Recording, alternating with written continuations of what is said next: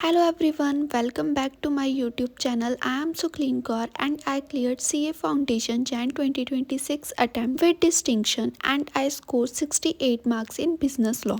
And आज मैं इसी टॉपिक के बारे में डिस्कस करूंगी कि how I scored 68 marks in business law and क्या स्ट्रैटेजी थी जो मैंने फॉलो की थी, मैंने कैसे पेपर को अटेम्प्ट किया था। मैं आपको एक क्वेश्चन भी अटेम्प्ट करके बताऊंगी कि आप कैसे एग्जाम में आंसर लिख कर आओगे। जैसे कि आप यहाँ पर देख सकते हो कि ये वाला क्वेश्चन है, आप इससे पहले एक बार रीड भी कर सकते हो।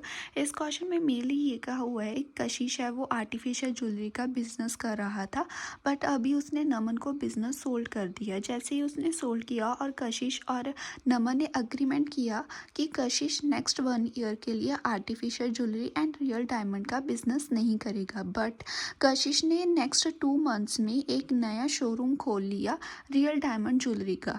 बट अभी नमन ने क्या है, कशिश के अगेंस्ट सूट फाइल कर दिया कि हमारे बीच अग्रीमेंट हुआ था कि वो artificial jewellery and real diamond का बिजनेस स्टार्ट नहीं करेगा। इसलिए इस क्वेश्चन में कहा गया है कि whether Kashish is liable to close his business of real diamond jewellery following the provision of the Indian contract act 1872। आपको ये बता भी दिया है कि आपने इंडियन कॉन्ट्रैक्ट एक्ट के अकॉर्डिंग इसको आंसर करना है। तो इस क्वेश्चन के आंसर में हम लिखेंगे कि वैसे तो कोई भी पर्सन किसी को मना नहीं कर सकता बिजनेस करने से, बट इसकी भी कुछ एक्सेप्शंस है। जैसे कि अगर किसी पर्सन ने दूसरे पर्सन को बिजनेस सोल्ड आउट किया है, तो इसमें वो अग्रीमेंट कर सकते हैं कि वो with in specific time period with in local limits business start नहीं कर सकता, बट जो ये अग्रीमेंट होना चाहिए ये रिजनेबल होना चाहिए, तभी ये एप्लीकेबल होगा। तो चलिए अभी हम इसका आंसर लिखते हैं। A4 शीट पर ही आंसर लिखकर बताऊंगी कि आप कैसे एग्ज़ाम में लिख कर आओगे। जैसे कि यहाँ पर आप देख सकते हो कि ये फर्स्ट क्वेश्चन के ए पार्ट का सब पार्ट है, तो यहाँ पर मैं प्रॉपर पहले हेडिंग दूंगी। जब आप हेडिंग दोगे तो आपने यहाँ पर नहीं लिखना कि मैं आंसर 1 अटैम्प्ट कर रही हूँ, आपने सेंटर में लिखना है। इससे क्या होगा कि चेकर को पता लगेगा कि हाँ बच्चे ने इस क्वेश्चन के इस पार्ट का आंसर दिया है। मैंने तो सेंटर में ही लिखा था और आप भी सेंटर में ही लिख कर आओगे तो बेटर है, बट आप यहाँ भी लिख सकते हो। बट यहाँ क्या होता है कि चेकर को भी इजीली पता लग जाता है कि हाँ न्यू क्वेश्चन स्टार्ट हुआ है। तो सबसे पहले आप लिखोगे आंसर। जैसे कि ये जो आंसर है वो 1A का फर्स्ट है, तो आप प्रॉपर ऐसे ही लिख कर आओगे, ठीक है। और आप इसको ऐसे अंडरलाइन भी कर सकते हो। जैसे कि मैंने आपको कहा था कि आप सबसे पहले प्रोविज़न लिखोगे। और जैसे आप यहाँ पर देख सकते हो कि 4 मार्क्स का क्वेश्चन है, अगर तो जो एग्ज़ाम है वो ज़्यादा लेंथी नहीं है तो आप फैक्ट ऑफ द केस लिख सकते हो। बट अगर आपको लगता है कि with in 3 hours paper complete नहीं होगा, तो आप 4 मार्क्स के क्वेश्चन में fact of the case skip कर सकते हो। सबसे पहले आप यहाँ पर हेडिंग दोगे प्रोविज़न की।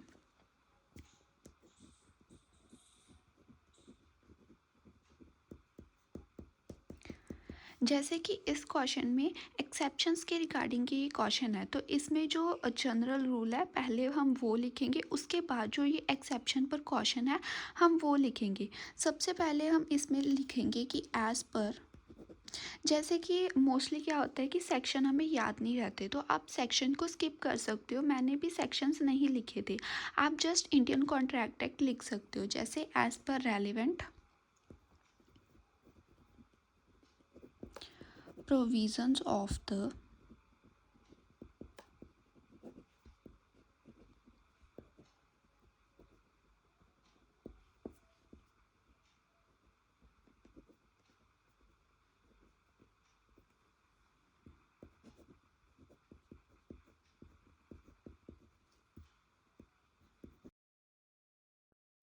उसके बाद हम इसकी एक्सेप्शन लिखेंगे। जैसे कि ये 4 मार्क्स का क्वेश्चन है तो आपको ज़्यादा बड़ा प्रोविज़न लिखने की लोड नहीं है, आप जस्ट 2 से 3 लाइंस में इसका जनरल रूल लिख सकते हो। उसके बाद हम इसकी एक्सेप्शन लिखेंगे जिसके रिगार्डिंग ये क्वेश्चन है, ठीक है। उसके बाद हम लिखेंगे बट दिस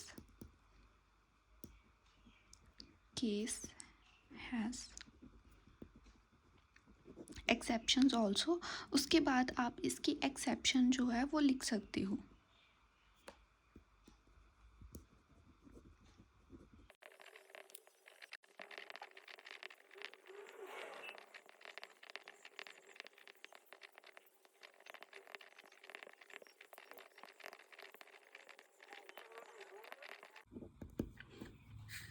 और यहाँ पर आप देख सकते हो कि 4 मार्क्स के लिए जो ये प्रोविज़न है ये इनफ है। आप इतना हाफ पेज का प्रोविज़न है जो वो लिख सकते हो। जैसे कि मैंने आपको कहा कि अगर आपके पास टाइम हो तो आप फैक्ट ऑफ द केस लिख सकते हो, अदरवाइज़ आप स्किप भी कर सकते हो 4 मार्क्स के क्वेश्चन में।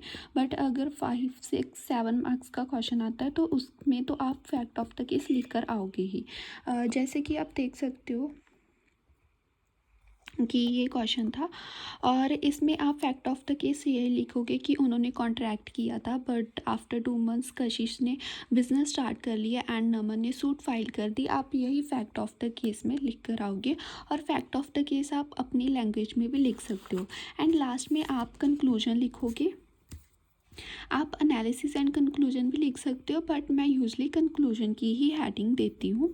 और उसके बाद आप कंक्लूजन लिखोगे और अभी आपने क्या है, जब आप कंक्लूजन लिखोगे तो आपने लास्ट लाइन रीड करनी है कि लास्ट लाइन में एग्जैक्टली पूछा क्या हुआ है। पर आप देख सकते हो कि लिखा हुआ है whether Kashish is liable to close his business of real diamond business real diamond jewellery following the provisions of Indian contract act 1872।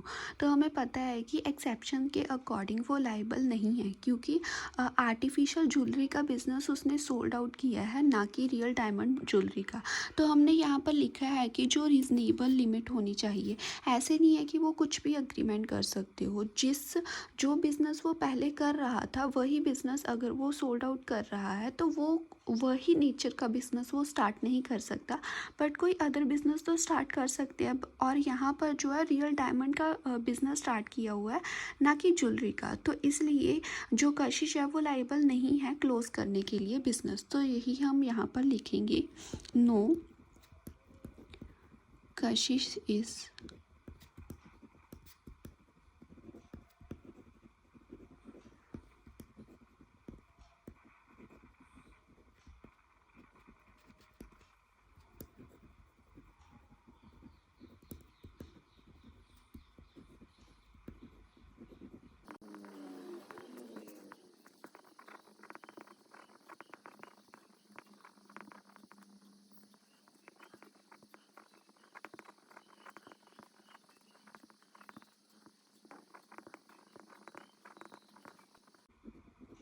और यहाँ पर आप देख सकते हो कि मैंने 4 से 5 लाइन का कंक्लूजन लिखा है कि कशिश है जो वो लाइबल नहीं है क्लोज करने के लिए बिज़नेस, क्योंकि उसने आर्टिफिशियल ज्वेलरी का बिज़नेस सेल आउट किया है और वो रियल डायमंड ज्वेलरी का बिज़नेस कैरी ऑन कर सकता है, क्योंकि जो अग्रीमेंट है वो रीज़नेबल होना चाहिए, जो भी लिमिट सेट की हुई है। और आप इसमें और लाइन्स भी ऐड ऑन कर सकते हो, जैसे आप मॉड्यूल की लैंग्वेज रीड करोगे तो वो आप लाइन्स भी कंक्लूजन में ऐड कर सकते हो। मैंने जस्ट अपनी लाइन्स में कंक्लूजन लिख दिया है, बट आप इसमें 1 से 2 लाइन्स मॉड्यूल की भी रीड कर सकते हो। अभी आप जैसे कि यहाँ पर आप देख सकते हो कि कंक्लूजन में जो मेन आंसर बनता है वो नो बनता है, तो आप नो को हाईलाइट कर सकते हो और आप नो को ऐसे बॉक्स में भी लिख सकते हो ताकि ये अलग से हाईलाइट हो। उसके बाद यहाँ पर आप देख सकते हो कि अभी हम प्रोविज़न को हाईलाइट करेंगे। प्रोविज़न में आपने जस्ट इम्पॉर्टेंट लाइंस को हाईलाइट करना है, जैसे कि यहाँ पर आप देख सकते हो कि any person is refrained from doing a business, trade और प्रोफेशन इज़ वॉइड। तो आप क्या कर सकते हो, बिजनेस, ट्रेड, प्रोफेशन, वॉइड। आप ये लाइंस को अंडरलाइन कर सकते हो, ठीक है। उसके बाद आप इसकी एक्सेप्शन को हाईलाइट करोगे, जैसे कि आप यहाँ पर हाईलाइट करोगे कि बट इसके कुछ एक्सेप्शंस भी हैं, जैसे कि अगर किसी ने गुडविल सेल आउट करी है और अग्रीमेंट किया है बिजनेस बायर के साथ not to start a similar business specific period के बीच और लोकल लिमिट्स के बीच, तो वो वैलिड होगा। बस यही आपने हाईलाइट करना है। आपने बहुत ज़्यादा कीवर्ड्स हाईलाइट नहीं करने, जस्ट जो इम्पॉर्टेंट कीवर्ड्स हैं वो आपने हाईलाइट करने। और यहाँ पर आप देख सकते हो कि ऐसे 4 मार्क्स का आप प्रॉपर क्वेश्चन अटैम्प्ट कर कर आओगे। इससे क्या होता है, चेकर पर अच्छा इंप्रेशन पड़ता है। और ये क्वेश्चन था और ये मैंने इसका आंसर लिखा है। और आप भी अगर प्रैक्टिस करना चाहते हो घर पर तो आप ऐसे क्वेश्चंस की प्रैक्टिस कर सकते हो। आप घर पर भी प्रॉपर फॉर्मेट में आंसर प्रैक्टिस करें। इससे क्या होगा कि आपको हैबिट हो जाएगी कि हाँ मैंने इस तरह से आंसर अटैम्प्ट करना है, और आपको पता लग जाएगी कि प्रोविज़न में मैंने कौन सी लाइन्स लिखनी है और फैक्ट ऑफ द केस में क्या लिखना है एंड कंक्लूजन में कौन सी लाइन लिखनी है। और इसमें एग्ज़ाम जब आप देने जाओगे तो आपको ज़्यादा सोचना नहीं पड़ेगा कि मैं प्रोविज़न में क्या लिखूँ, फैक्ट ऑफ द केस में क्या लिखूँ और कंक्लूजन में क्या लिखूँ। अगर आप घर पर बिजनेस लॉ की राइटिंग प्रैक्टिस करना चाहते हो तो आप मार्केट से ये A4 शीट्स परचेज़ कर सकते हो, क्योंकि जो हमें एग्ज़ाम सेंटर में शीट्स मिलेंगी वो कुछ ऐसी ही होंगी। इसमें हो सकता है कि लेंथ थोड़ी कम हो बट ऐसी ही शीट होती है, तो आप इसे परचेज़ कर सकते हो। A4 शीट्स आप कहकर इसे परचेज़ कर सकते हो, आपको ये ईज़िली मार्केट में मिल जाएगी। मैंने भी A4 शीट्स ही परचेज़ की थी और मैंने भी इसी पेपर पर राइटिंग प्रैक्टिस की थी। कि आपको पता है कि मैंने जैन 2026 में CA फाउंडेशन का एग्ज़ाम दिया था, तो मुझे कुछ ऐसा क्वेश्चन पेपर मिला था।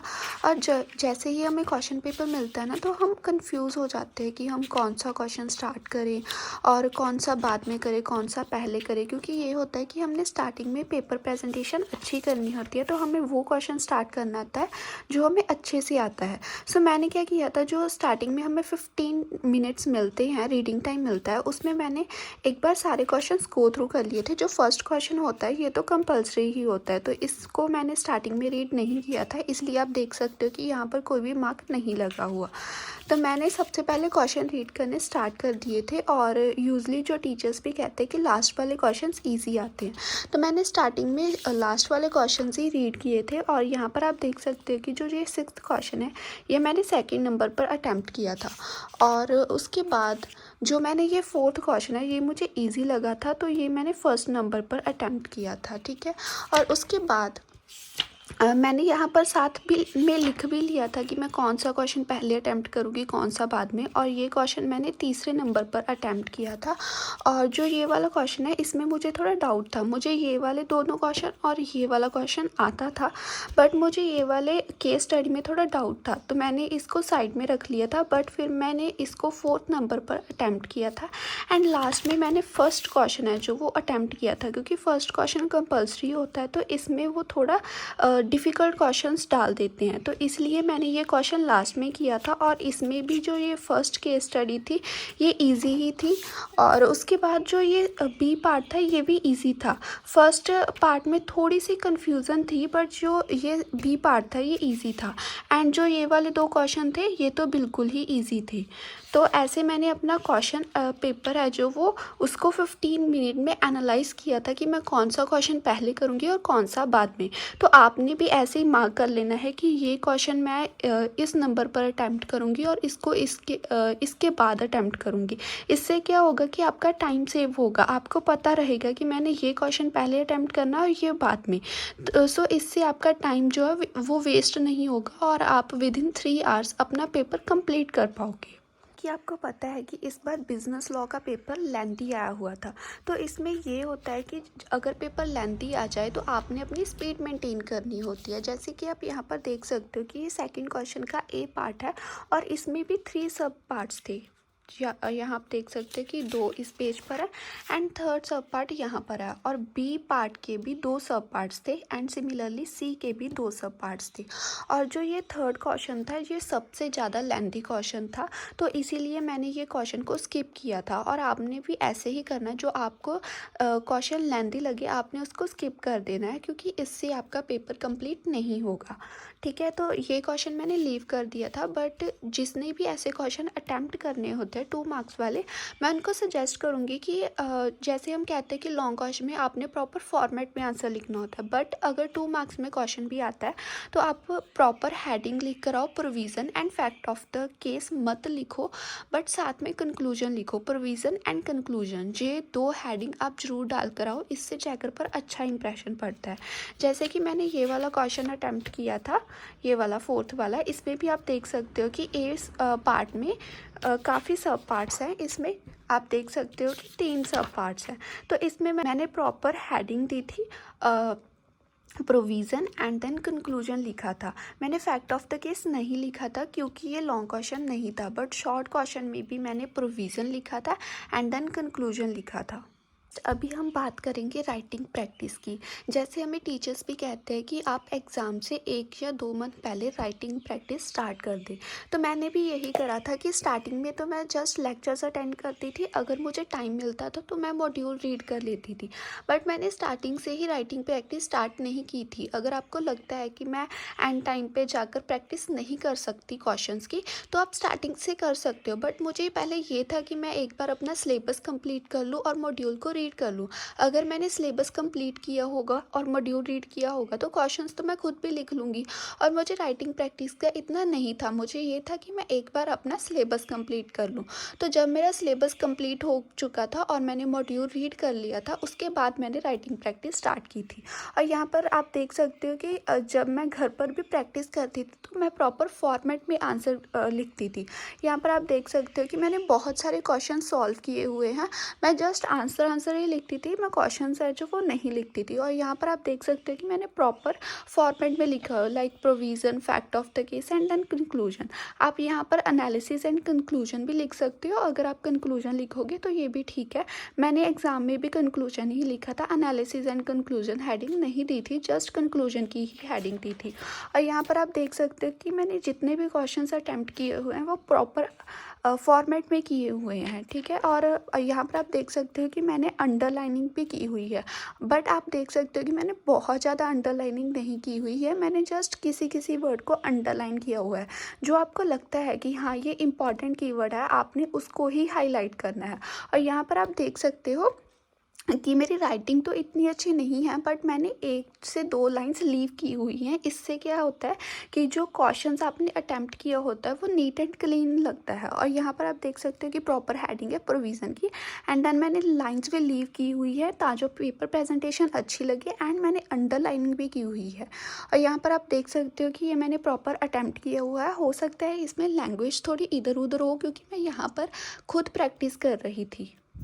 क्योंकि स्टार्टिंग में जब हम आंसर्स लिखने लगते हैं तो हमसे प्रॉपर मॉड्यूल की लैंग्वेज नहीं लिखी जाती, बट जैसे ही हम घर पर प्रैक्टिस करने लगते हैं उसके बाद हमको पता लग जाता है कि हमने किस क्वेश्चन में किस टॉपिक को लिखना है। और उसके बाद आप देख सकते हैं कि मैंने और भी बहुत सारे क्वेश्चन सॉल्व किए हुए हैं, और मैंने वो क्वेश्चंस भी सॉल्व किए हुए हैं जो सीजे सर ने प्रोवाइड किए थे, और मैंने अदर क्वेश्चंस भी सॉल्व किए थे जो मुझे लगता था कि हाँ ये आ सकते हैं क्वेश्चंस। आप भी ऐसे क्वेश्चन सॉल्व कर सकते हो जो मी अटेम्प्ट वाले हैं। और बिज़नेस लॉ में एक और डाउट जो बहुत सारे स्टूडेंट्स का होता है वो ये होता है कि बिज़नेस लॉ को हम कहाँ से रीड करें, कि हम मॉड्यूल को रीड करें या फिर हम जिस भी ऐप से हमने बैच परचेज़ किया हुआ है जहाँ हम उनकी बुक्स रीड करें। तो मैं आपको सजेस्ट करूँगी कि आप ICAI का मॉड्यूल ही रीड करो, क्योंकि जब आप एग्ज़ाम देने जाओगे तो अगर आपने मॉड्यूल रीड किया होगा तो आप जो भी लिख कर आओगे प्रोविज़न में, आप वो लिख कर आओगे जो मॉड्यूल में लिखा हुआ है। और ICAI आपको मार्क्स भी मॉड्यूल की लैंग्वेज के ही देता है। अगर लास्ट में मैं इस वीडियो को कंक्लूड करूं तो सबसे पहले आपने राइटिंग प्रैक्टिस, अगर आपको लगता है कि मैं लास्ट टाइम पर राइटिंग प्रैक्टिस नहीं कर सकती, तो आप अभी से राइटिंग प्रैक्टिस स्टार्ट कर सकती हो, और आपने आंसर प्रॉपर फॉर्मेट में अटैम्प्ट करना है। और एक और बात, आप जिस पेन से घर पर प्रैक्टिस करोगे आप वही पेन एग्ज़ाम सेंटर में लेकर जाना। इससे क्या होगा कि आप अच्छे से, आपकी स्पीड मेंटेन हो पाएगी, क्योंकि आपको उसकी ही हैबिट है वही पेन से लिखने की। और आप ज़्यादा से ज़्यादा क्वेश्चंस देखो कि किस पैटर्न के क्वेश्चंस आ रहे हैं, रादर देन कि आप सारा दिन क्वेश्चंस ही लिखी जा रहे हो, प्रैक्टिस ही करे जा रहे हो। इससे बेटर है कि आप ये देखो कि किस तरह के क्वेश्चन ICAI पूछ रहा है, नया ट्रेंड क्या चल रहा है, और आप मॉड्यूल को रीड करो। और जब आप एग्ज़ाम देने जाओ तो जब आपको क्वेश्चन पेपर मिल जाए तो स्टार्टिंग में आपको जो 15 मिनट्स मिलते हैं आप उसको प्रॉपरली यूटिलाइज़ करो। आप देखो कि मैंने कौन सा एक क्वेश्चन है जो मैंने स्किप करना है, और मैं कौन सा क्वेश्चन सबसे पहले अटेम्प्ट करूँगी और कौन सा बाद में। जैसे कि मैंने आपको स्टार्टिंग में दिखाया भी था कि मैंने मार्क किए हुए थे कि ये क्वेश्चन मैं सबसे पहले करूँगी, ये उसके बाद, ये उसके बाद। आप भी वैसे मार्क कर सकते हो, आपको कोई भी नहीं रोकेगा कि आपने क्वेश्चन पेपर पर कुछ लिखना नहीं है, आप क्वेश्चन पेपर पर लिख सकते हो। सो ये थी मेरी video. I hope you like this video. Please don't forget to like, share and subscribe my channel. Thanks for watching the video.